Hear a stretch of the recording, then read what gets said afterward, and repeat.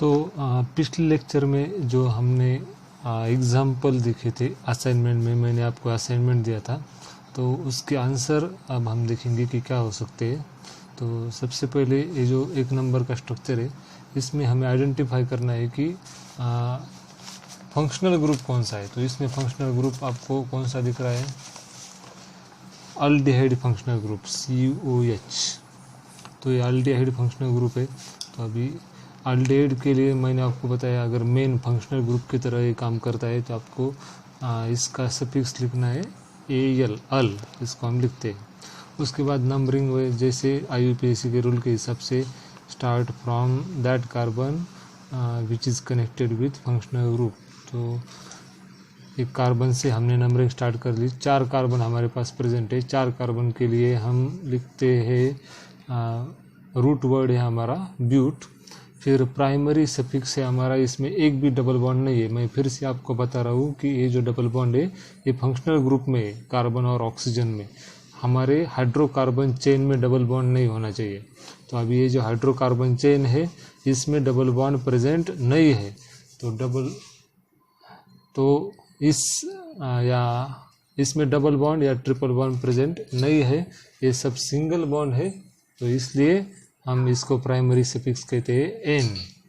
तो अभी primary suffix N और सेकेंडरी सफिक्स हमारा अल, E निकल जाएगा। इसका नाम आता है ब्यूटेनल। तो इसका नाम है ब्यूटेनल। इसमें नंबर बताने की ज़रूरत नहीं, क्योंकि कार्बन नंबर 1 पर ही हमारा फंक्शनल ग्रुप है, इसलिए नंबर बताने की ज़रूरत नहीं है। तो उसका करेक्ट आंसर है ब्यूटेनल। तो अगर आपका यह आंसर आया है तो आप खुद से चेक कर सकते हो। नेक्स्ट जो दूसरा हमारे पास एग्जांपल है, इसमें 2 फंक्शनल ग्रुप प्रेजेंट है। एक कार्बोक्सिलिक एसिड प्रेजेंट है और दूसरा कीटोन प्रेजेंट है। तो कीटोन और कार्बोक्सिलिक एसिड, तो इसमें कौन जीतता है? तो आपको पता है हमारा जो प्रायोरिटी की लिस्ट है, प्रायोरिटी लिस्ट में सबसे ऊपर आता है कार्बोक्सिलिक एसिड फंक्शनल ग्रुप। तो अगर ये प्रेजेंट स्ट्रक्चर में तो ऑब्वियसली यही जीतेगा, बाकी सब साइड चेन की तरह काम करेगी।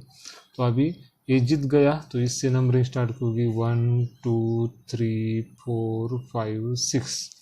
तो 6 कार्बन है हमारे पास। तो हम 6 कार्बन के लिए जो रूट वर्ड है वो लिख देंगे हेक्स।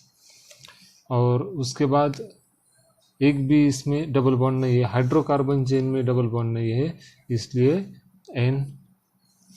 तो हेक्सेन प्लस OIC एसिड। तो ये जो उसका नाम हो गया, उसका नाम मैं अलग से यहाँ पर नीचे लिख रहा हूँ, ठीक है, ऊपर लिखता हूँ यहाँ पर हेक्सानोइक एसिड। हेक्सानोइक एसिड ये इसका मेन फंक्शनल ग्रुप का अगर कंसिडर कर लिया जाए तो उसका ये नाम है। तो अभी बचा ये तीसरे कार्बन पर, ये साइड चेन की तरह काम करता है। तो मैंने जो लिस्ट आपको दी है तो उसमें देखो कि अगर कीटोन ग्रुप है और कीटोन ग्रुप साइड चेन की तरह काम करता है तो प्रीफिक्स क्या यूज़ करते हैं।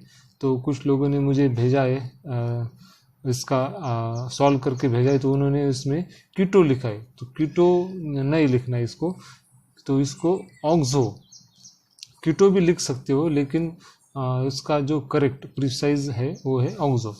तो कीटो और ऑक्सो दोनों में से एक कुछ भी लिख सकते हो। तो तीसरे पोजीशन पर है ऑक्सो, या फिर कीटो भी लिख सकते हो। तो 3 ऑक्सो हेक्सानोइक एसिड, तो ये इसका करेक्ट नेम है। तो दूसरा जो एग्जांपल है उसका है 3 ऑक्सो या फिर 3 कीटो हेक्सानोइक एसिड। ओके, तो ये आ गया उसका आंसर। लास्ट है जो यहाँ पर बड़ा एग्जांपल है, मैंने आपको कल पूरा बताया था, अभी आप स्क्रीन पर पूरा नहीं दिख रहा है। तो यहाँ पर देखो, यहाँ पर OH है, ये जो है वो यहाँ पर OH है। तो इसको मैं नंबरिंग, अभी आपको पता ही चल गया होगा, COH नंबरिंग स्टार्ट होती है 1 2 3 4 5 6। अभी यहाँ पर नंबरिंग देनी है, तो कहाँ पर नंबरिंग देनी है? 7। यहाँ पर भी 8 नंबर है, यहाँ पर भी इसको अगर नंबरिंग दी तो यहाँ पर भी 8 नंबर आता है। तो किसको नंबर देना चाहिए?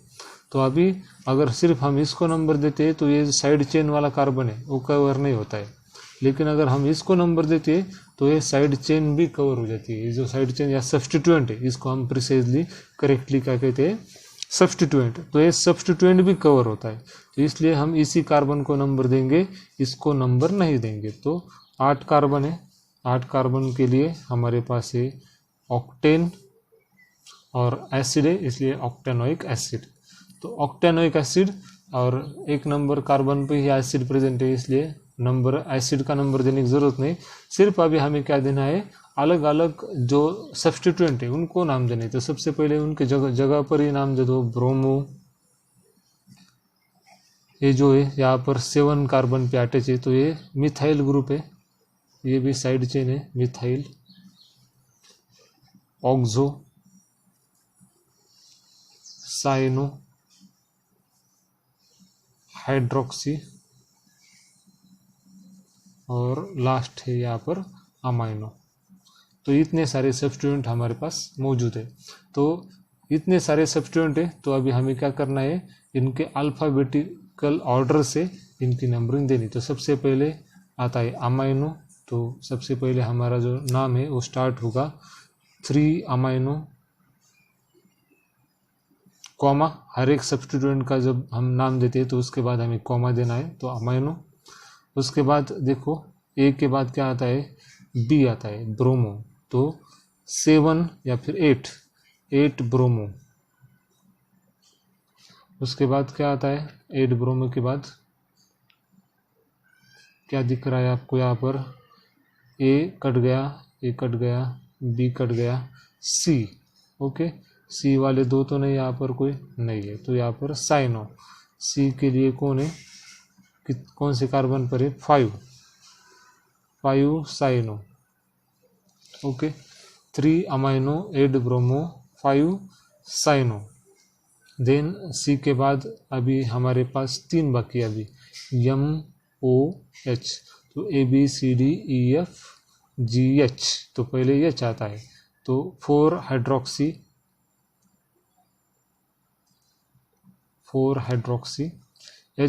HIJKLM। तो उसके बाद आता है मिथाइल, 7 मिथाइल। तो यहाँ पर मेरी जगह की कमी होने की वजह से थोड़ा कॉम्प्लिकेटेड हो रहा है, लेकिन आप लिख सकते हो जैसे हम लिख रहे हैं वैसे ही, 7 मिथाइल। और लास्ट में आता है MNO, 6 ऑक्सो। तो लास्ट में आता है यहाँ पर 6 ऑक्सो, मैं यहाँ पर लिखता हूँ। तो प्रिसाइज आप नाम लिख लो, कंटिन्यू मैं बताता हूँ आपको। 3 अमाइनो, 8 ब्रोमो, 5 साइनो, कॉमा देना है हर एक सब्स्टिट्यूएंट के नाम के बाद, 4 हाइड्रोक्सी, 7 मिथाइल, 6 ऑक्सो ऑक्टेनोइक एसिड। तो ये इसका IUPAC नहीं। तो आप चेक कर लो कि आपका सही है या नहीं। ओके, तो इस नॉमेनक्लेचर में अब तक अगर कुछ भी डाउट है तो आप मुझसे पूछ सकते हो। ओके, तो हम नेक्स्ट लेवल पर जाएंगे। तो सबसे पहले अभी हम थोड़ा हार्ड लेवल पर जाने की कोशिश करेंगे। तो ऑर्गेनिक केमिस्ट्री क्या है, ऑर्गेनिक केमिस्ट्री के बारे में मैंने आपको बताया था। ऑर्गेनिक केमिस्ट्री क्या है, तो it is chemistry of hydrocarbon. ये हाइड्रोकार्बन की केमिस्ट्री है। मतलब क्या कि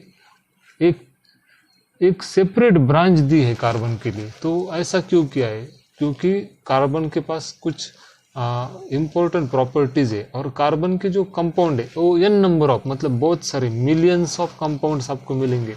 इतना ही नहीं, हमारी जो खुद की बॉडी होती है, खुद की ह्यूमन बॉडी, वो भी कार्बन से बनी हुई होती है। तो इसलिए कार्बन एक बहुत ही इम्पोर्टेंट पार्ट है एक केमिस्ट्री में।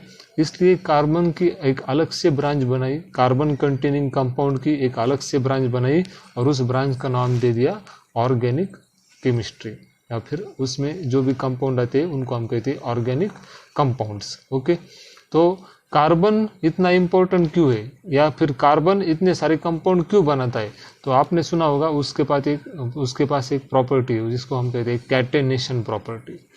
तो कैटेनेशन प्रॉपर्टी क्या है, तो हमें ज़्यादा डिटेल तो नहीं जाना है, लेकिन सिंपल मैं आपको बताता हूँ कि ये चेन फॉर्म तैयार करता है, चेन तैयार कर सकता है, रिंग तैयार कर सकता है। तो एक कार्बन दूसरे कार्बन के साथ जुड़कर चेन तैयार कर सकता है, कि जैसे हमने अभी देखा कार्बन कार्बन कार्बन, इस तरह से चेन फॉर्म तैयार कर सकता है। उसके बाद ये रिंग फॉर्म तैयार कर सकता है, इस तरह से हम देख सकते हैं यहाँ पर देखो, हाँ ये इसने रिंग फॉर्म कर दिया। ओके, तो चेन तैयार कर सकता है, रिंग तैयार कर सकता है। ऐसा ही नहीं कि ये सिर्फ कार्बन के साथ चेन तैयार कर सकता है, इस तरह से भी कर सकता है, कार्बन ऑक्सीजन कार्बन, तो इस तरह से भी ये चेन तैयार कर सकता है। मतलब ये जो पूरी रिंग या फिर चेन है, ये चेन में बीच में दूसरा कंपाउंड भी इंसर्ट हो सकता है, सल्फर भी इसमें आ सकता है। तो इसी तरह से ये रिंग के अंदर भी कार्बन के साथ भी रिंग तैयार करता है, वैसे ही कार्बन के बीच में इसी रिंग में एक ऑक्सीजन भी आ सकता है, तो एक ऑक्सीजन के साथ भी वो रिंग तैयार कर सकता है। तो इसी को हम कहते हैं कैटेनेशन प्रॉपर्टी, ये कार्बन की कैटेनेशन प्रॉपर्टी। और इसी प्रॉपर्टी की वजह से कार्बन के सबसे ज़्यादा कंपाउंड हमें मिलते, और कार्बन के सबसे ज़्यादा कंपाउंड मिलते, इसी वजह से उसकी एक सेपरेट ब्रांच है जिसको हम कहते हैं ऑर्गेनिक केमिस्ट्री। ओके, तो सबसे पहले हम देखेंगे कि स्ट्रक्चर लिखने का तरीका कैसे होता है इसका, ये भी इम्पोर्टेंट है हमारे इसमें। तो मान लो एक चेन है, एक कार्बन है, तो मैंने आपको वैलेंसी के बारे में सबसे पहले लेक्चर में ही बताया था कि एक कार्बन सिर्फ कितने बॉन्ड तैयार कर सकता है, 4 बॉन्ड। तो इसको मान लो 4 हाइड्रोजन अटैच है, तो इसको हम कहते हैं CH4, ये मीथेन है, अल्किल फैमिली का पहला मेंबर। उसके बाद अगर इस तरह से एक चेन है और उसको हाइड्रोजन अटैच है,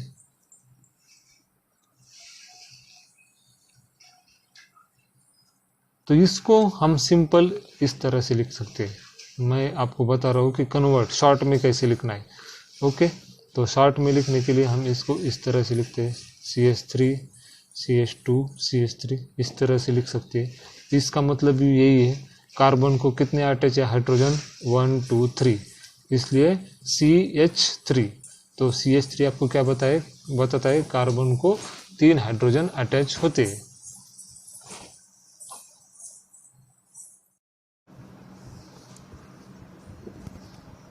उसके बाद जो भी CH3 है, कार्बन को 3 हाइड्रोजन अटैच है, और यहाँ पर देखो कार्बन को 2 हाइड्रोजन अटैच है। इस कार्बन को हाइड्रोजन कितने अटैच है, 1 और 2, इसलिए इसको हम कहते हैं CH2। और उसके बाद फिर से इस कार्बन को कितने हाइड्रोजन अटैच है, 1 2 3, इसलिए इसको हम लिखते हैं CH3। तो इस तरह से हम CH3 CH2 CH3 शॉर्ट में लिख सकते हैं। इससे भी शॉर्ट लिखने का तरीका हमारा है, तो क्योंकि ये क्या है, केमिस्ट्री ऑफ हाइड्रोकार्बन है, तो हाइड्रोकार्बन है मतलब एक चेन है, तो उस चेन में कार्बन और हाइड्रोजन प्रेजेंट है, ये हम अज्यूम करते हैं, हमें पता है कि उसमें कार्बन और हाइड्रोजन प्रेजेंट है। तो मान लो एक डॉट है, इस तरह से डॉट, ये अगर कार्बन का डॉट है, तो इस कार्बन को हाइड्रोजन ऑलरेडी अटैच होंगे ही, ये हम अज्यूम करते हैं, क्योंकि ऑर्गेनिक केमिस्ट्री में हाइड्रोकार्बन के अलावा हाइड्रोकार्बन अगर प्रेजेंट नहीं है तो ऑर्गेनिक केमिस्ट्री हो ही नहीं सकती। तो कार्बन को हाइड्रोजन प्रेजेंट है ऐसा हम सोचते हैं, अज्यूम करते हैं। तो उसके बाद इसी स्ट्रक्चर को हम इस तरह से भी रिप्रेजेंट कर सकते हैं। तो इसका मतलब क्या है, यहाँ पर एक कार्बन और यहाँ पर हमने थोड़ा टर्न दिया है, तो यहाँ पर एक कार्बन और फिर यहाँ पर भी एक कार्बन। तो इस तरह से इस पूरे स्ट्रक्चर को, 3 कार्बन के स्ट्रक्चर को हम कन्वर्ट करके सिर्फ इतना लिख सकते हैं। तो इसका मतलब क्या है, यहाँ पर कार्बन है और कार्बन को जितने भी वैलेंसी सेटिस्फाई करने के लिए हाइड्रोजन लगते हैं, 1 लगे 2 लगे, वैलेंसी सेटिस्फाई करने के लिए मतलब 4 बॉन्ड बनाने के लिए जितने भी हाइड्रोजन लगते हैं उतने हाइड्रोजन इसको प्रेजेंट होंगे ही, ऐसा हम अज्यूम करते हैं। और यहाँ पर एक कार्बन, यहाँ पर कार्बन, तो इस तरह से इसी स्ट्रक्चर को हम शॉर्ट में इस तरह से दिखा सकते हैं। तो एक और एग्जांपल इसमें लेंगे हम, शॉर्ट फॉर्म में हमें कैसे लिखना है, क्योंकि ये बहुत इंपॉर्टेंट है। आगे चलकर हम शॉर्ट फॉर्म में ही सारे स्ट्रक्चर निकालने वाले हैं, तो ये आपको पता होना चाहिए। तो एक बड़ी हम चेन लिखते हैं, CH3 CH2 CH2 CH2 CH3। तो ये हम एक और कार्बन लेंगे CH3, तो 6 कार्बन की चेन है, इसको हम हेक्सेन कहते हैं। तो इसको हमें कन्वर्ट करना है शॉर्ट फॉर्म में। तो शॉर्ट फॉर्म में कन्वर्ट करने के लिए एक कार्बन, दूसरा कार्बन आने के बाद टर्न देना है, क्योंकि दूसरा कार्बन है वहाँ पर पता चलना चाहिए, तीसरा कार्बन, फिर टर्न देना है, चौथा कार्बन, फिर टर्न 5 नंबर कार्बन और फिर टर्न 6 नंबर। तो इस तरह से इसको हम शॉर्ट फॉर्म में लिख सकते हैं। तो आप काउंट कर सकते हो कितने कार्बन है, 1 2 3 4 5 6। तो 6 कार्बन की ये चेन है। तो 6 कार्बन की चेन मतलब इसको हम अज्यूम करते हैं कि हर एक टर्न पर क्या है, एक कार्बन प्रेजेंट है, और कार्बन पर कितने हाइड्रोजन प्रेजेंट है, जितने उसके वैलेंसी को सेटिस्फाई करने के लिए जरूरी है उतने। तो इसको हम कन्वर्ट फिर से ऐसा कर सकते हैं, कार्बन कार्बन कार्बन, फिर से यहाँ पर कार्बन, फिर से कार्बन कार्बन और कार्बन। तो इस तरह से इसको कन्वर्ट करने के बाद अभी उसको हाइड्रोजन जितने भी चाहिए, अभी इसको हाइड्रोजन कितने चाहिए वैलेंसी सेटिस्फाई करने के लिए, क्योंकि इसने एक ही बॉन्ड यहाँ पर बनाया है। देखो इस कार्बन के साथ एक ही बॉन्ड बनाया है, तो इसको 3 हाइड्रोजन की जरूरत है। तो इस 3 हाइड्रोजन, इस कार्बन ने 2 बॉन्ड बनाए हैं, इस कार्बन के साथ एक और इस कार्बन के साथ एक, तो इसको सिर्फ 2 हाइड्रोजन चाहिए, इसको भी 2 ही हाइड्रोजन चाहिए। तो इस तरह से 2 ही हाइड्रोजन चाहिए, 2 ही हाइड्रोजन चाहिए, और इसको कार्बन को 3 हाइड्रोजन चाहिए क्योंकि इसने एक ही बॉन्ड बनाया है। तो इस तरह से हम इसको कन्वर्ट कर सकते हैं। तो इस स्ट्रक्चर से हम ये स्ट्रक्चर भी बनाते हैं, ये स्ट्रक्चर से फिर हम इस तरह से स्ट्रक्चर भी बनाते हैं, और इस स्ट्रक्चर से हम शॉर्ट स्ट्रक्चर भी फिर से बना सकते हैं, जो कि हमें ये फिर से मिल जाएगा हमारा। तो कार्बन यहाँ से CH3 CH2 CH2। तो एक ही स्ट्रक्चर हम 3 फॉर्म में लिख सकते हैं। अगर बहुत ही इलोंगेटेड, हमें समझने के लिए आसान हो ऐसा स्ट्रक्चर चाहिए तो हम ये स्ट्रक्चर बना सकते हैं, समझने के लिए आसान है। लेकिन अगर हमारी समझ थोड़ी बढ़ गई हो तो हम शॉर्ट में लिख सकते हैं। तो इस तरह से इस स्ट्रक्चर को लिख सकते हैं। और अभी हम एक्सपर्ट अगर हो गए कि हमें अब समझता है कि हाइड्रोकार्बन की चेन कैसी होती है, तो हम शॉर्ट में इस तरह से स्ट्रक्चर, और हमारे केमिस्ट्री में, ऑर्गेनिक केमिस्ट्री में ज़्यादातर हम इसी फॉर्मेट को यूज़ करते हैं। तो अगर आपको ये पहाड़ जैसा स्ट्रक्चर दिखाई दे, एक पहाड़ जैसा स्ट्रक्चर, एक पहाड़ दूसरा पहाड़, तो एक पहाड़ एक दूसरे के साथ चिपक गए, ऐसा स्ट्रक्चर अगर आपको दिखाई देता है तो it is nothing but chain of hydrocarbon. Okay, तो ये तो हुआ चेन की बात। अगर हमारे पास एक साइक्लिक स्ट्रक्चर है, एक कार्बन की साइकिल है, कार्बन की अगर इस तरह से साइकिल है, तो इसको भी जितने भी हाइड्रोजन जरूरी है हम दे देते हैं। इसको 2 हाइड्रोजन चाहिए, सबको 2 हाइड्रोजन चाहिए, क्योंकि सबने 2 कार्बन के साथ बॉन्ड तैयार किया है, तो सबको 2 हाइड्रोजन की यहाँ पर ज़रूरत है। तो इस तरह से इसको हम साइक्लिक स्ट्रक्चर कहते हैं।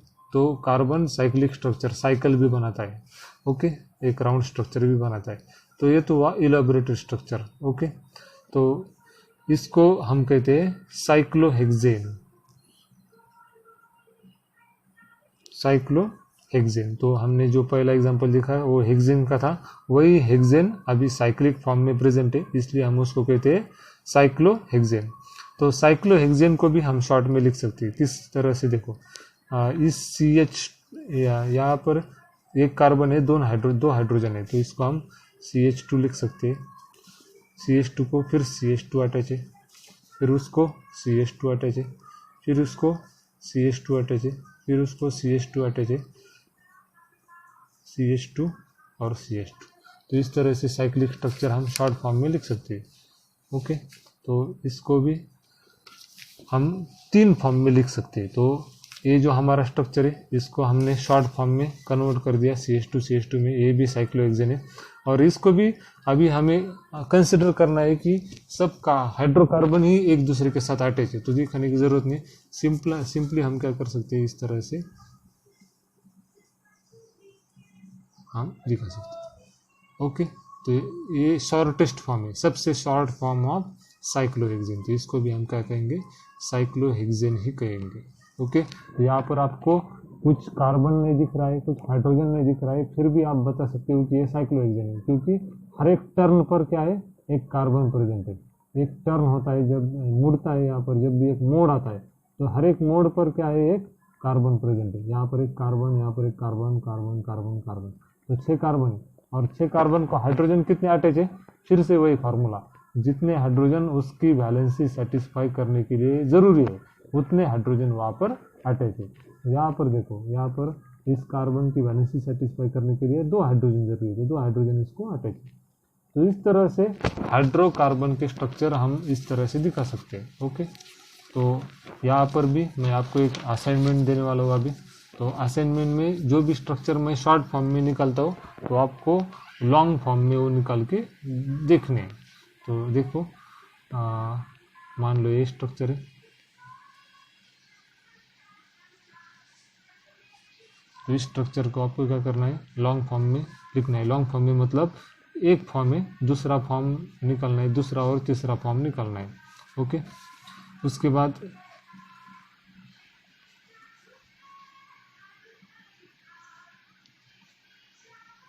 इस स्ट्रक्चर को आपको लॉन्ग फॉर्म में निकालना है। ये बेंजीन का स्ट्रक्चर है, इसमें क्या है, सिर्फ डबल बॉन्ड प्रेजेंट है कार्बन कार्बन में। साइक्लोहेक्सेन में डबल बॉन्ड प्रेजेंट है, अल्टरनेटिव डबल बॉन्ड, एक छोड़ के दूसरे इसमें 2 कार्बन में डबल बॉन्ड प्रेजेंट है। तो अल्टरनेटिव डबल बॉन्ड इसको हम कहते हैं। तो इसको भी आप इलाबरेट कर सकते हो। तो ये 2 ही स्ट्रक्चर को आप इलाबरेट करो। एक चेन स्ट्रक्चर है, इसमें भी आप एक आधा डबल बॉन्ड में यहाँ पर ऐड करके देता हूँ। तो यहाँ पर एक डबल बॉन्ड मैंने ऐड किया है। तो अभी इसका नाम बेंजीन है, इसका नाम क्या है, डबल बॉन्ड से नियर जो भी कार्बन है उसको हम नंबर देंगे 1 2 3 4 5 6 7 8 9। 1 2 3 4 5 6 7 8 9, 9 कार्बन है। नो नेन, लेकिन नो नेन नहीं है, ए एन ई नहीं, इसमें एक डबल बॉन्ड है तो इसका नाम है ई एन ई, नो नीन। लेकिन नो नीन में भी डबल बॉन्ड कौन से कार्बन है, डबल बॉन्ड 2 कार्बन के बीच में, 3 और 4 कार्बन के बीच में डबल बॉन्ड है, इसलिए इसका नाम है 3 नोनिन या फिर नोन 3 इन। इसको हम 3 नोनिन कह सकते हैं या फिर नोन 3 इन। प्रिसाइजली आप इस दोनों के बीच में भी उसका नंबर लिख सकते हैं। ओके, तो इस तरह से 3 नोनिन और बेंजीन का स्ट्रक्चर जो है आपको इलाबरेट करना है, बड़ा करना है। ओके, तो नेक्स्ट लेक्चर में हम क्या करेंगे कि इसके आगे के लेवल में जाएंगे। तो सबसे पहले आप इसको बड़ा करने की कोशिश करो। नेक्स्ट लेक्चर में हम क्या करेंगे, इसके आगे के लेवल में एंटर करेंगे। तो यहाँ तक अगर आपको कुछ भी डाउट है तो आप मुझे कमेंट में पूछ सकते हो। Okay, thanks for watching this video.